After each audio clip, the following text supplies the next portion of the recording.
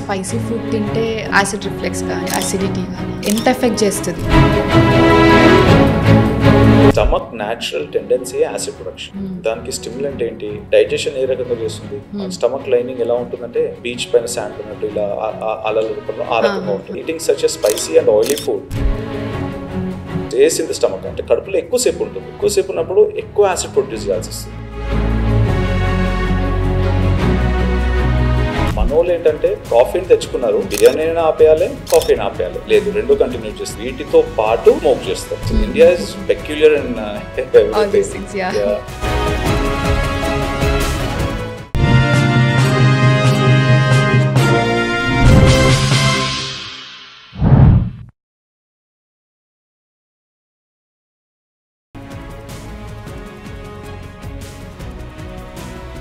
Your health, your story. Let's make it extraordinary. Hi, I'm Dr. Manasa Reddy.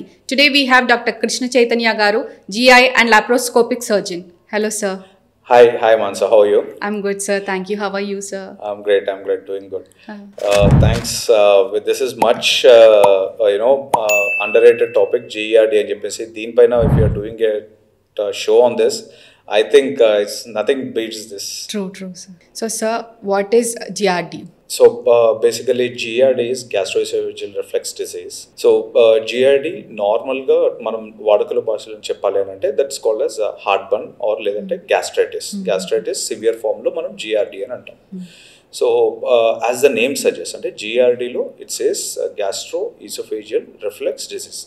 Stomach lo whenever there is acid content, a normal digestion process lo whenever there is an acid content that is produced for digestion, when the during the process, if the acid content is more and it doesn't go down, or when the stomach is over distended, the reflex gets back into the esophagus, which is not supposed to happen. Ante ala avvakudu, one way of direction undali things. So ee gastric contents eppudaithe manaki esophagus loki, upper esophagus loki lente lower esophagus loki vachestayo, sphincter ni bypass chesi vachestuntayo, aa time lo they'll experience severe heartburn or chest congestion or what do you call that, sore throat kind of a thing, repeated cough.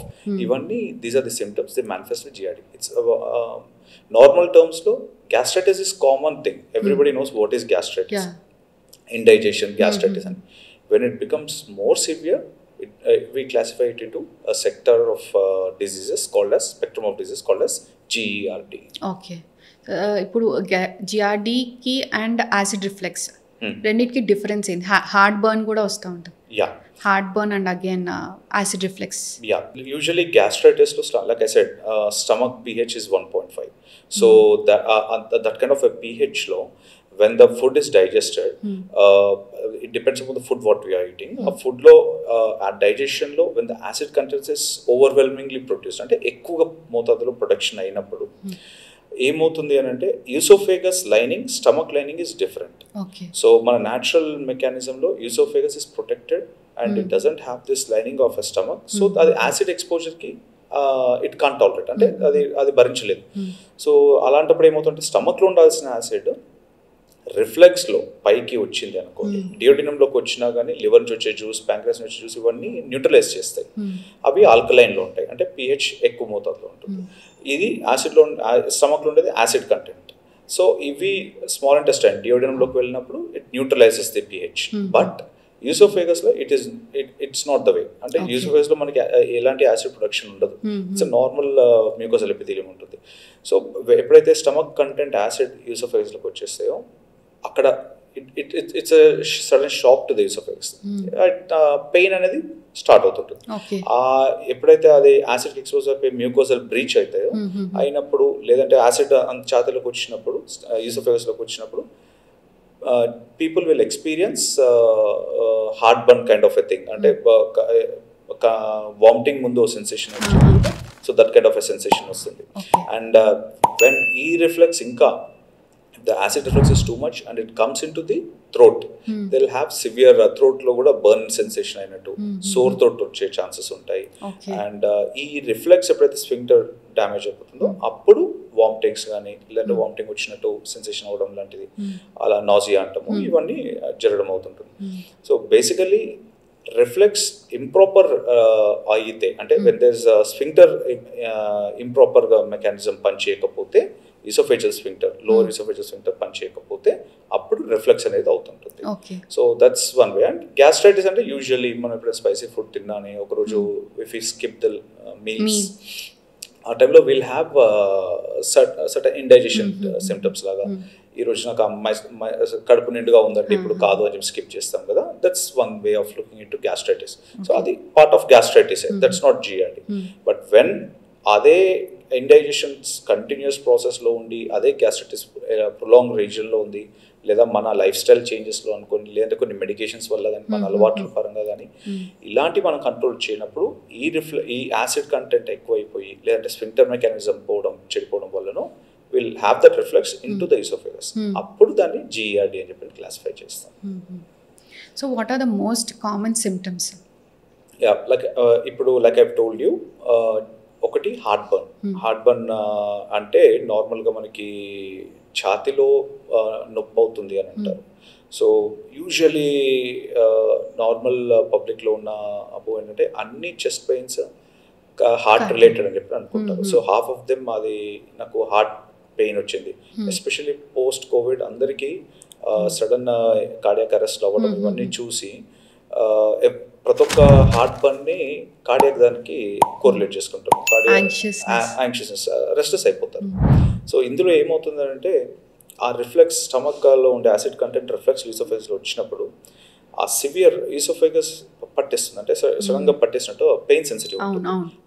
Mid part of oesophagus especially pain sensitive ఉన్నప్పుడు ఏమవుతుంది అని అంటే they'll have sudden chest పట్టేసినట్టు pain అవ్వటము, చెమటలు పట్టేస్తాయి, ఒకటేసారి చెమటలు పడి గాబరా పడిపోవడము, ఇవన్నీ అవుతుంటుంది, రెస్ట్లెస్ అయిపోతారు. సో దిస్ మిమిక్స్ అంటే కార్డియాక్ లాగా అనిపించింది, but these are non cardiac chest pains. Non cardiac chest pains అని అంటాము. అండ్ అపార్ట్ ఫ్రమ్ దట్ దాన్ని మనం హార్ట్ బర్న్ అంటాం. ఎదలో మండినట్టు అనిపించింది అని అంటారు. దట్స్ తెలుగులో మనం మామూలుగా చెప్పాలంటే దట్స్ కాల్డ్ హార్ట్ బర్న్. ఇంగ్లీష్లో హార్ట్ బర్న్, దీన్ని ఎదలో మండినట్టు అనిపిస్తుంది. ఇదే కొంచెం సివియర్ టైప్ రిఫ్లెక్స్ ఇంకా పైకి వచ్చేస్తే సోర్ థ్రోట్ రావటం, దగ్గు రావటం, కాల్డ్ యాజ్ ఆస్పిరేషన్స్ అవుతాడు అంటాము. ఆస్పిరేషన్స్ అంటే సడన్గా యూనో ఎక్సెస్ నాసియా లాగా వచ్చేసి లీకేసారు. So that kind of a thing. అదే ఆస్పిరేషన్ అయిపోయి సడన్గా ఎక్కిలు హికప్స్ కొన్ని కండిషన్స్లలో. సో ఈ కండిషన్స్ అన్ని దీనివల్లనే అవుతుంటాయి. ఈ సిమ్టమ్స్ మెయిన్గా మేనిఫెస్ట్ అయ్యేది heartburn, reflux, sore throat, cough. ఎలాంటి లంగ్స్ క్లియర్ ఉంటాయి, పల్మాలజిస్ట్ దగ్గరకు పోతారు, ఏంటి డాక్టర్ పోతుంది, క్లియర్ ఉంటుంది. బట్ కంటిన్యూస్ రిఫ్లెక్స్ ఉండడం వల్ల స్మాల్ అమౌంట్ ఆఫ్ యాసిడ్ అనేది థ్రోట్లోకి రావటం, ఇవన్నీ అవ్వడం వల్ల ఏమవుతుంది అంటే థ్రోట్ అంతా బర్న్ అవుట్ అయిపోతుంది. బర్న్ అవుట్ అయిపోయినప్పుడు అది సోర్ థ్రోట్ లాగా వాయిస్ చేంజ్ అవ్వడము, ఇలాంటివన్నీ అవుతూ ఉంటుంది. అండ్ మేజర్ అయితే జిఆర్డీతో ఇదే. అండ్ ఎనీవేస్ వాళ్ళకి ఇదే ప్రొలాంగ్ అయినప్పుడు దీని కాంప్లికేషన్ రిలేటెడ్ జిఆర్డీ రిలేటెడ్ కాంప్లికేషన్స్తో ఇంకా వేరే కాంప్లికేషన్స్ రావడానికి ఉంటాయి, అంటే వేరే సిమ్టమ్స్ ఉంటాయి. కొన్ని సందర్భాలలో బ్లడ్ వామిటింగ్స్ అవడానికి ఛాన్స్ ఉంటాయి. సో అంటే దట్స్ అ సివియర్ ఫామ్లో. కొన్నిసార్లు తిన్న తర్వాత బోన్ చేశాక వాళ్ళకి దే కెన్ ఈట్, తినగలుగుతారు, కానీ ఇక్కడే స్టక్అప్ అయిపోయింది, పట్టేసినట్టు ఉంటుంది, కడుపులోకి దిగట్లేదు సార్ అని చెప్పని అంటారు. కొన్నిసార్లు మింగడానికి ఇబ్బంది అవుతుంది అని అంటారు. కొన్ని సందర్భాల్లో ఆకలి అనిపిస్తుంది, తినాలనిపించింది, తినడానికి తింటే బాధ ఫేస్ చేస్తుంటారు, నొప్పి ఫేస్ చేస్తూ ఉంటారు. And if I'm not exaggerating, people ఈ సిమ్టమ్స్తో 15 years 10 years లాంగ్ డ్యూరేషన్లో ఉంటారు. So you know that's a very painful situation. ఈ తినాలనుకుంటారు, తినలేకపోతుంటారు, కంటిన్యూస్ రిఫ్లెక్స్ వచ్చింది, they keep on going to hospitals, over the counter drugs వాడుకుంటారు, బట్ ఇట్ డజంట్ రిజాల్వ్. అంటే దానికి main GRD ఎంత part involve అయింది అని చెప్పి అసెస్ చేస్తే, ఇఫ్ దట్ ఈస్ ట్యాకిల్డ్, దాంతో రూట్ కాజ్ ప్రాబ్లమ్ అంతా సాల్వ్ చేయొచ్చు చేస్తే they'll have a better life. Once patient మీ దగ్గరకు వచ్చినప్పుడు ఎట్లా అసెస్ చేస్తారు ఇది జిఆర్డి అనేసి? బేసికలీ జిఆర్డిని అసెస్ చేసినప్పుడు we look into different factors. అంటే స్ట్రైట్ ఫార్వర్డ్ వచ్చే వాళ్ళని we don't label them as GERD. So initial is this a first symptom, అంటే ఫస్ట్ టైం మనకి ప్రాబ్లం అయిందా, ఆర్ కన్సల్టేషన్ ఫస్ట్ టైం వచ్చి ఉంటారు, కానీ ఇంటి పక్కన మెడికల్ షాప్ నుంచి ఓవర్ ది కౌంటర్ డ్రగ్స్ అంటారు, ఓవర్ ది కౌంటర్ ప్యాంటప్రోజోల్ అని చెప్పి రజో అని చెప్పేసి ఇవన్నీ ఆ కాంబినేషన్లో తీసుకుంటారు. తీసుకున్న అవన్నీ అయిపోయిన తర్వాత ఇంటి చిట్కాలు వాడుతుంటారు, పెరుగు మజ్జిగ అని చెప్పేసి వామనీలు అని చెప్పి ఇవన్నీ వాడుతూ ఉంటారు. సో మన దగ్గరకు వచ్చేప్పటికి whether they have already taken this medications or is it the first time they are facing this symptoms. So there is a difference in that. If they have already taken this medication and it doesn't resolve, then there something serious, something going bad. You can't ఎక్కువ రోజులు మనం medicines పైన ఆధారపడి ఉండలేము. So how long they can wait?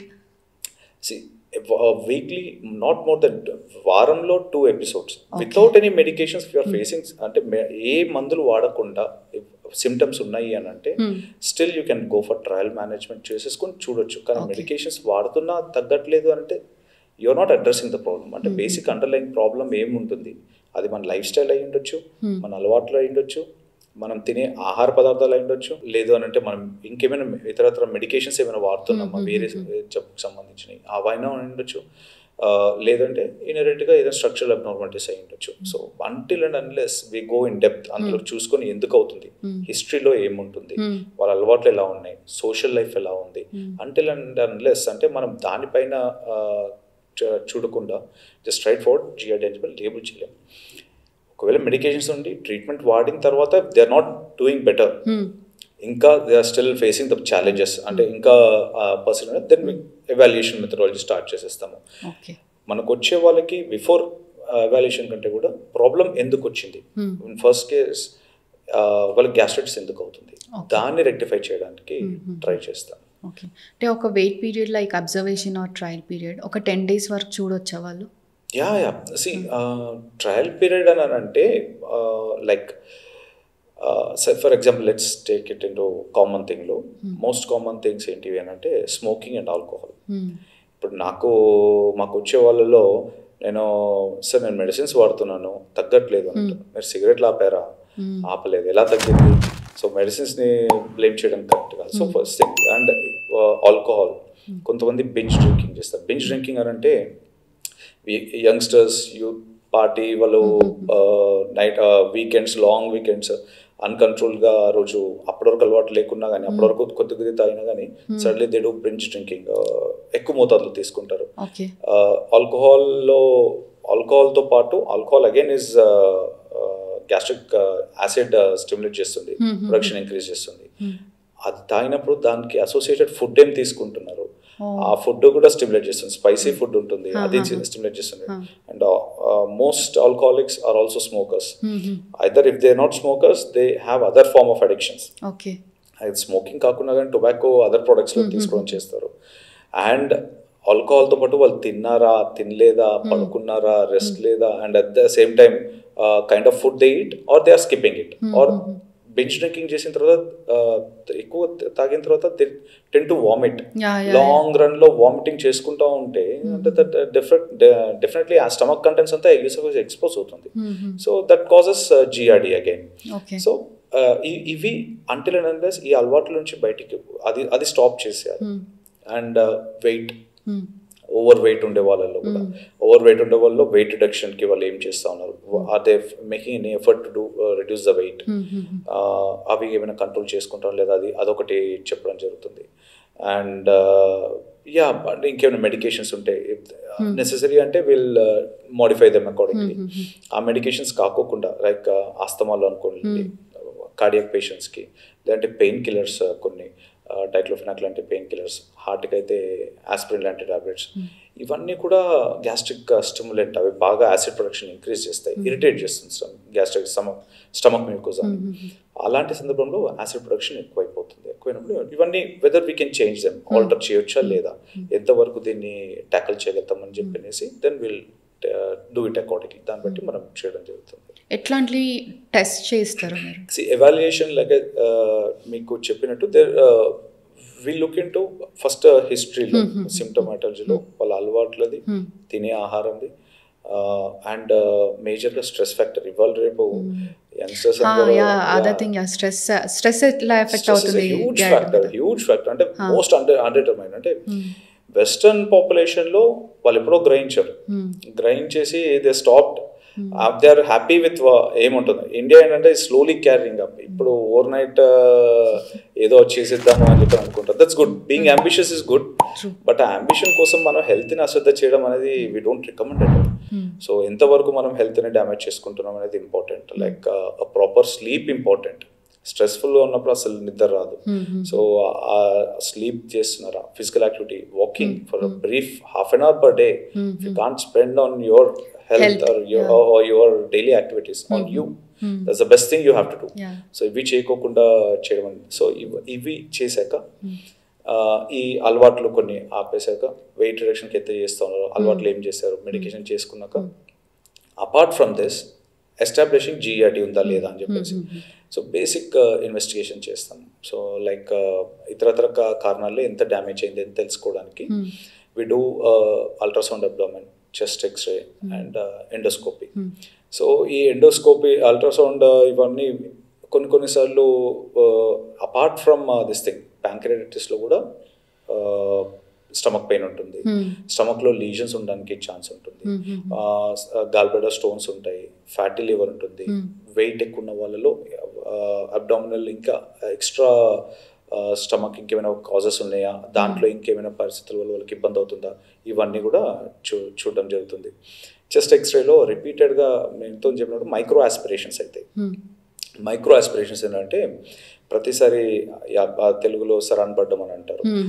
So అవి reflex ఎక్కువైనప్పుడు సరాన్ పడుతుంది. సరాన్ పడినప్పుడు మైక్రో ఆస్పిరేషన్స్ అయినప్పుడు లంగ్స్లో కూడా opacities are some sort of damage, some sort of micro damages అయ్యే ఛాన్స్ ఉంటుంది. సో అవేమైనా కారణాలు ఉన్నాయా చూడడానికి.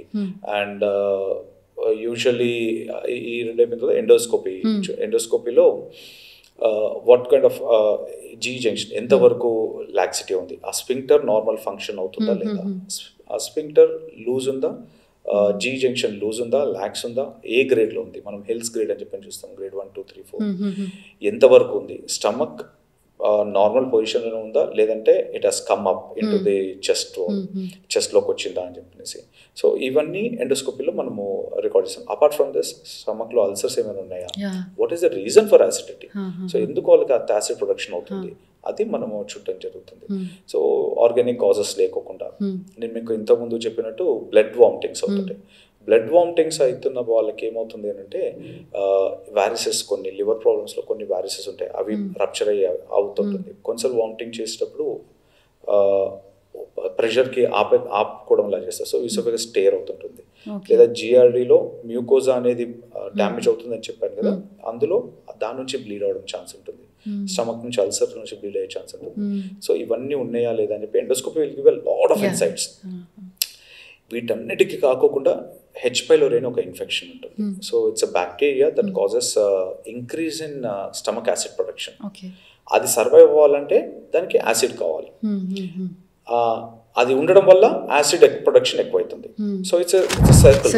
సో ఆ సర్కిల్ని we have to break it with certain antibiotics, anti H pylori kit అని చెప్పి స్టార్ట్ చేసేస్తాం.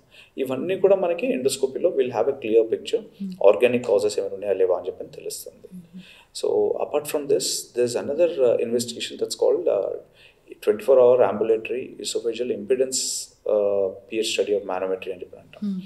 So manometric studies. సో దీంట్లో ఏంటి అని అంటే పేషెంట్కి మనము ఒక చిన్న డివైస్ ఉంటుంది, పోర్టబుల్ డివైస్, హ్యాండిల్ డివైస్ ఉంటుంది. ఆ మెషిన్కి ఒక క్యాథెటర్ ఉంటుంది, ఒక ప్రోబ్ ఉంటుంది. ఆ ప్రోబ్ కనెక్ట్ చేసి మనకి కడుపులో క్యాథెటర్ని ప్లేస్ చేస్తాం. ఎక్కడ పెడతామంటే స్టమక్లో దాని టిప్ ఉంటుంది. ఈసోఫేగస్ జీ జంక్షన్ అని చెప్పాను కదా, ఎక్కడైతే స్పింక్టర్ ఉంటుందో ఆ స్పింక్టర్ కాడ ఒకటి ఇంకో అదే ప్రోబ్కి మల్టిపుల్ సెన్సార్స్, ఆ సెన్సార్స్ ఉంటాయి. సో ఆ మల్టిపుల్ సెన్సార్స్ ఉండడం వల్ల ఏమవుతుందంటే స్టమక్లోని కొంతమంది మానసికంగా మనకి గాబరా పడిపోతుంటారు. యాంగ్షియస్నెస్లో కూడా యాంగ్జైటీతో గ్యాస్ట్రైటిస్ ఉంది అని చెప్పి అంటారు. ఇన్ఫాక్ట్ అక్కడ ఎవ్రీథింగ్ ఈజ్ నార్మల్, వాళ్ళకి మనకేం. So whether they are really facing these symptoms or they have it, and if there is a difference that we can make to this patient and with an evidence we can conclude that he has got GRD అని చెప్పేసి దానికి ఒక separate scoring system ఉంటుంది. So ఆ ప్రోబ్లో ఉండే sensors స్టమక్లో ఉన్న acid యూసోఫెగస్లోకి అవుతుందా, expose అవుతుందా లేదా. లోవర్ ఈసోఫేజియల్ పార్ట్లో కొంతవరకు ఎక్స్పోజ్ అవ్వడం ఓకే, కానీ ఎంత ప్రొలాంగ్ ఎక్స్పోజ్ అవుతుంది and what is the acid and patient symptom experience అవుతున్నట. పేషెంట్ మనం ఒక డివైస్ ఇస్తాం, పోర్టబుల్ చిన్న మెషిన్ ఇస్తామని చెప్పాను కదా, వాళ్ళ సిమ్టమ్స్ వచ్చినప్పుడు దే ప్రెస్. ఓకే, సో నాకు హార్ట్ బర్న్ అవుతుంది, నాకు ఛాతీలో కంజెషన్ అవుతుంది, లేదంటే నాకు పట్టేసినట్టు అవుతుంది, లేదంటే నాకు వామిటింగ్ సెన్సేషన్ అవుతుంది. సో డిటర్మైన్ చేసి ఈ సిమ్టమ్స్ని ప్రెస్ చేయమని చెప్పారు. అది ఏ పొజిషన్లో ఉంటుంది, పడుకున్నప్పుడు అవుతుందా, తిన్నప్పుడు అవుతుందా, నిల్చున్నప్పుడు అవుతుందా, రొటీన్గా మనం పని చేసుకున్నప్పుడు అవుతుందా, ఇవన్నీ కూడా వాళ్ళు మానిటర్ చేసుకోవచ్చు. So based on those parameters 24 hours ఆ ప్రోబ్ ఉంటుంది కడుపులో. ఇట్స్ నోస్ నుంచి పెడతాము, ముక్కు నుంచి లోపలికి మన ట్యూబ్ వేసినట్టే అది ఉంటుంది. సో దే కెన్ వాక్, నార్మల్గా తినొచ్చు, ఏమి అడ్డంకులు ఉండదు, ఏం చేయాల్సిన అవసరం లేదు. వాళ్ళు బిర్యానీ తినాలంటే బిర్యానీ తినొచ్చు, వాళ్ళు if they want to eat ice cream they can. We want to know అసలు ప్రాబ్లం ఫుడ్ ఎక్కడి నుంచి వచ్చింది అని చెప్పేసి. And that device is given to them or they have to be in observation in the hospital? No, actually they can manage. So అంటే this is a tricky situation. మన దగ్గర పాపులేషన్లో అది ఉన్నంతసేపు సైకలాజికల్గా నాకు అడ్డుపడుతుంది అని చెప్పానంట. సో మనకు అబ్జర్వేషన్ ఉండడానికి తింటున్నారా లేదా అని చెప్పేసి అది ఈటింగ్ నార్మల్లీ అని చెప్పేసి మానిటర్ చేయడానికి we ask them. If they not educated, అర్థం కావడం లేదు అని అంటే that's okay, they can stay in the hospital for overnight for 24 hours. అది అయి తీసేసాక పంపించేసేసి రిపోర్ట్కి they can come back later. కానీ or immediately or 1-2 hours report వచ్చేస్తుంది. అపార్ట్ ఫ్రమ్ దట్ కొన్ని సందర్భంలో వాళ్ళ డివైస్ని ఇంటికి కూడా క్యారీ చేసుకుంటారు. Most of them will carry home. చాలామంది ఇంటికి తీసుకొని పోయి అక్కడనే మానిటర్ చేసేసుకుంటే నెక్స్ట్ డే వచ్చేస్తారు. వచ్చిన తర్వాత మేము ట్యూబ్ అప్రూవ్ తీసేస్తాము, తీసి సాఫ్ట్వేర్లో చెక్ చేస్తాం ఎంత వచ్చింది స్కోర్ అని చెప్పేసి. So yeah, that's one way of looking it. So చాలామంది స్పైసీ ఫుడ్ తింటే యాసిడ్ రిఫ్లెక్స్ కానీ యాసిడిటీ కానీ అండ్ గ్యాట్ ఇవి వస్తాయని అంటారు. ఎంత ఎఫెక్ట్ చేస్తుంది నిజంగా స్పైసీ ఫుడ్? డెఫినెట్గా ఎఫెక్ట్ చేస్తుంది. there's no doubt about it. See, stomach natural tendency acid production. దానికి స్టిమ్యులెంట్ ఏంటి, మనం దాని పని డైజెషన్ చేయటం. డైజెషన్ ఏ రకంగా చేస్తుంది? By producing acid and by its movement. Stomach lining ఎలా ఉంటుందంటే ఈ బీచ్ పైన శాండ్ ఉన్నట్టు ఇలా అలల రూపంలో ఆ రకంగా ఉంటుంది. సో దాంట్లో ఏమవుతుందంటే స్టమక్ కదలడము, దాన్ని వెనకటికి రుబ్బురుల పైన ఆ టైప్లో చేస్తుంది. అది that's a function. So apart from that mix చేయడానికి యాసిడ్తో మంచి మిక్స్ అవ్వడానికి కూడా యాసిడ్ ప్రొడక్షన్ చేసి మొత్తం మిక్స్ చేసి డైజెస్ట్ చేస్తుంది. నార్మల్ స్టమక్లో 1.5 hourలో ఎంటీ అయిపోవాలి. ఓకే. సో మనం తినే ఆహారం, మనం ఆయిల్ ఫుడ్ ఎక్కువ తీసుకున్నాం అనుకోండి, so until unless it is మంచి డైజెస్ట్ అయ్యేంత వరకు కడుపులోనే ఉంటుంది. కొన్నిసార్లు మనము గమనించినట్టయితే ఇప్పుడు దసరా వస్తుంది, మార్నింగ్ కీమా పూరి తినింది తెలంగాణ అసలు కూడా పోదు. సో ఇది స్టార్ట్ చేసినప్పుడు మార్నింగ్ తిన్న వాళ్ళు ఆఫ్టర్నూన్ ఇంకా లేదు, హెవీ ఉంది నేను తిన్నా అంటారు. So the reason is obvious, you are eating such a spicy and oily food which stays in the stomach. అంటే కడుపులో ఎక్కువసేపు ఉంటుంది. ఎక్కువసేపు ఉన్నప్పుడు ఎక్కువ యాసిడ్ ప్రొడ్యూస్ చేయాల్సి వస్తుంది దాన్ని డైజెస్ట్ చేయాలంటే. అందుకని చెప్పేసి టేక్ సమ్ టైం డైజెస్ట్ అవ్వడానికి. మనకు ఆకలి కాదు. ఒక్కసారి ఆ డైజెషన్కి యాసిడ్ ప్రొడక్షన్ ఎక్కువ అవుతుంది అనుకో, once in a while is okay, but అదే పనిగా మనం చేసామనుకోండి, సో స్టమక్కి సిగ్నల్స్ పంపిస్తుంది, బ్రెయిన్కి సిగ్నల్ పంపించేస్తుంది. సో బాబు బాగా తింటా ఉన్నాడు, నువ్వు నాకు ఏమో యాసిడ్ కొద్ది మోతాదులు ఇస్తాను, ఇలా కాదు నాకు ఎక్కువ కావాలంటే. So stomach starts producing more acid. ఆ యాసిడ్ ప్రొడ్యూస్ కంటిన్యూస్ ప్రాసెస్ అవుతుంది. అయినప్పుడు basal acid output increases. So when basal acid output increases, it stays, you have this reflex symptoms. Stomach balloon లాగా ఉంటుంది, అందులో గాలి లేనంతసేపు ఇట్ స్టేస్ కొలాప్స్డ్. అయినప్పుడు expand అవుతుంది, ఒక సర్టెన్ ఎక్స్టెంట్ ఎక్స్పాండ్ అవుతుంది. దాని తర్వాత it has to do reflex అయినా పైకి వెళ్తుంది, లేకుంటే మనకి ఇండైజెషన్ కడుపు ఉబ్బరంగా అనిపించేస్తుంది, నాకు అసలు టైట్గా ఉంది అని అంటారు. This is all because of this thing. So apart from this, like coffee is a strong stimulator. Coffee తాగిన వాళ్ళకి ఆకలి, కొంతమంది ఆకలి కాఫీ తాగిన తర్వాత తింటారు, మెటబాలిజం ఇంక్రీజ్ చేస్తుంది, యాసిడ్ ప్రొడక్షన్ అవుతుంది, ఆకలి అనిపించింది, తింటారు. సో అగైన్ మన బేసిక్ లెవెల్లో బేసిక్ యాసిడ్ ఎంత రావాలి, దానికంటే ఎక్కువ ప్రొడక్షన్ అయింది అనుకోండి, దెన్ దట్ కాజెస్. వెస్టర్న్ పాపులేషన్లో యూజువల్లీ కాంటినెంటల్ ఫుడ్ అని చెప్పని అంటాం. దాంట్లో ఏంటంటే coffee is combined with non spicy food. Spices మన దగ్గర బిర్యానీ ఇవన్నీ కామన్ గానీ వాళ్ళకి ఇక్కడ ఉన్నాయి. This is a sandwich. వాళ్ళు చిల్లీ అనేది దిస్ నో, వాళ్ళకి they don't have this thing. So వాళ్ళు coffee is combined with bland diets. మనోళ్ళు ఏంటంటే కాఫీని తెచ్చుకున్నారు, బిర్యానీని కూడా కంటిన్యూ చేస్తున్నారు. బిర్యానీని ఆపేయాలి, కాఫీని ఆపేయాలి, లేదు రెండు కంటిన్యూ చేస్తారు. వీటితో పాటు స్మోక్ చేస్తారు. So you know it's a combination of factors. India is peculiar in all these things. Yeah.